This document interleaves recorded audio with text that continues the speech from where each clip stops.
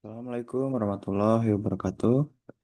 Sebelumnya, izin memperkenalkan diri, nama saya Rahmat Salma Putra Baldia dengan NPM 2265061002. Jadi pada kesempatan kali ini saya akan menjelaskan eh, presentasi mengenai ujian akhir semester daripada mata kuliah metodologi penelitian yang dengan judul yaitu perancangan aplikasi harga lokal Jambi sebagai digitalisasi pasar kota Jambi.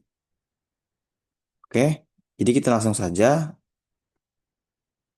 kepada isi daripada penjelasan presentasi UAS ini, mari kita next slide.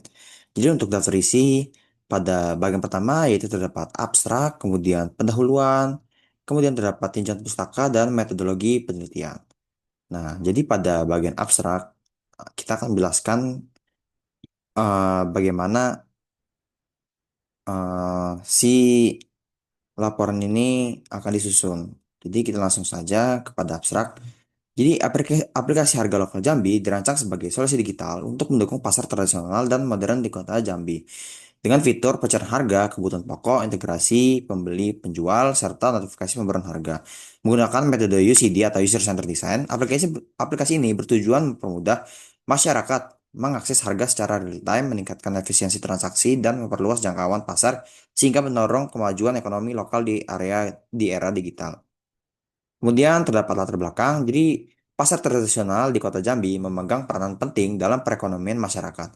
Namun menghadapi tantangan besar dalam bersaing dengan pasar modern dan platform online akibat kurangnya beradaptasi pada teknologi. Jadi informasi harga kebutuhan pokok yang masih konvensional menjadi kendala bagi masyarakat yang membutuhkan akses cepat.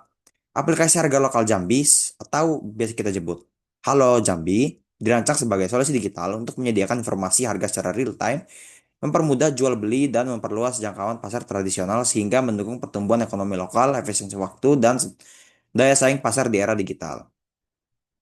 Jadi untuk rumusan masalah yang diambil, bagaimana sih merancang aplikasi yang memberikan informasi harga kebutuhan pokok secara real time? Kemudian bagaimana sih memastikan aplikasi ini mudah digunakan oleh masyarakat dengan tingkat literasi teknologi yang beragam? Dan bagaimana sih mendukung digitalisasi pasar tradisional di Kota Jambi agar mampu bersaing dengan pasar modern? Untuk tujuan penelitian yang dilakukan pada laporan ini, saya membuat tiga tujuan penelitian, yaitu mengembangkan aplikasi berbasis teknologi untuk memberikan informasi harga kebutuhan pokok secara real time. Kemudian membantu pedagang dan pembeli pasar tradisional dalam memanfaatkan teknologi digital. Kemudian mendorong transformasi digital pasar tradisional untuk meningkatkan daya saing dan efisiensi transaksi. Nah, untuk manfaat penelitian, yaitu terdapat dua. Untuk manfaat teoritis, dia ini menambah wawasan di bidang teknologi informasi terkait penerapan metode user-centered design. Kemudian untuk yang kedua, terdapat manfaat praktis. Ini akan mempermudah masyarakat Jambi dalam mengakses informasi harga kebutuhan pokok dan membantu pedagang tradisional meningkatkan daya saing di era digital. Kemudian juga menyediakan platform digital yang dapat digunakan untuk mendukung transaksi pasar tradisional. Nah, tinjauan pustaka yang saya ambil untuk pembuatan laporan metode penelitian ini yaitu terdapat aplikasi, kemudian pasar.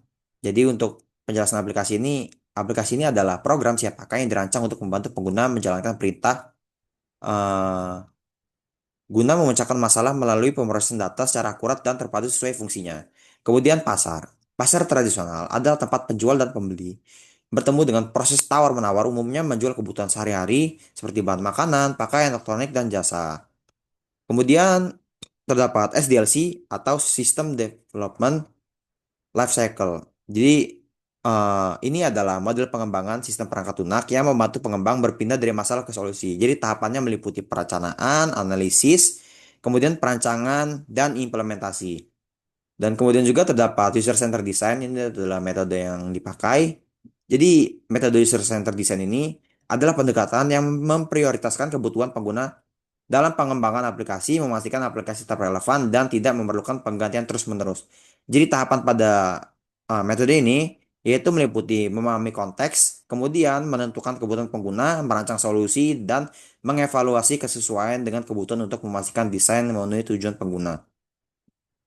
Dan untuk tunjangan pustaka yang terakhir yaitu terdapat UML. Jadi UML ini adalah bahasa grafis untuk memvisualisasikan dan mendokumentasikan sistem perangkat lunak dikembangkan oleh Box, Rom, dan Jepson pada 1990-an. Jadi UML ini mencakup diagram seperti use case untuk interaksi pengguna, sequence untuk antar objek, activity untuk proses bisnis, dan class untuk struktur kelas dan hubungan. Jadi diagram ini akan mempermudah analisis desain dan lain-lainnya. Kemudian kita masuk kepada bagian metode penelitian. Jadi untuk yang pertama terdapat analisis kebutuhan pengguna. Jadi pada analisis kebutuhan pengguna ini terdapat tiga, yaitu mengidentifikasi kebutuhan pedagang dan pembeli melalui wawancara, survei, dan observasi. Kemudian melakukan analisis SWOT untuk mengetahui kekuatan, kelemahan, peluang, dan ancaman dalam digitalisasi pasar tradisional. Kemudian yang ketiga, memahami kendala teknologi seperti perangkat yang berspesifikasi rendah dan jaringan internet yang terbatas. Kemudian untuk metode yang kedua terdapat perancangan sistem. Jadi ini akan menggunakan UML untuk mendokumentasikan desain sistem seperti use case, diagram, dan activity. Kemudian membuat prototype yaitu berupa low fidelity untuk mendapatkan umpan balik pengguna dan mengembangkan prototype juga high fidelity sebagai desain akhir yang melibatkan elemen estetika dan fungsionalitas. Kemudian juga terdapat evaluasi dan uji kegunaan. Jadi terdapat dua, yaitu melakukan uji coba dengan kategori pengguna termasuk pedagang dan pembeli. Kemudian untuk menilai kegunaan dan efektivitas desain. Kemudian juga yang kedua mengumpulkan umpan balik secara langsung melalui wawancara dan survei untuk memperbaiki desain aplikasi. Dan yang terakhir yaitu melakukan iterasi desain berdasarkan hasil evaluasi hingga aplikasi mencapai standar kualitas yang diharapkan.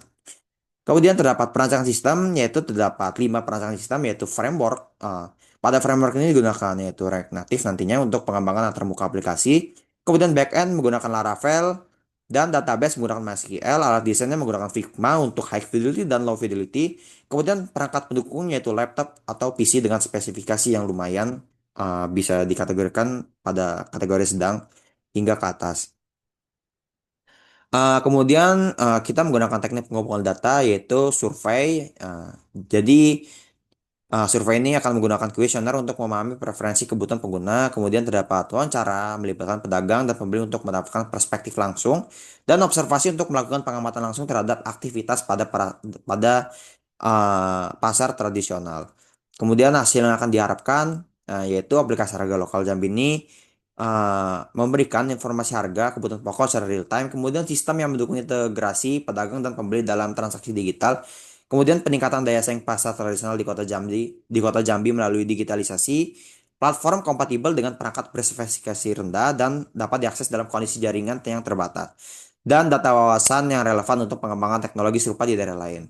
Mungkin itu saja untuk penjelasan daripada laporan metodologi penelitian yang telah saya buat. Mungkin jika ada salah kata atau salah perkataan yang lainnya, saya mohon maaf. Saya akhiri untuk dosen pengampu saya, Bapak Puput. Terima kasih banyak. Saya akhiri wassalamualaikum warahmatullahi wabarakatuh.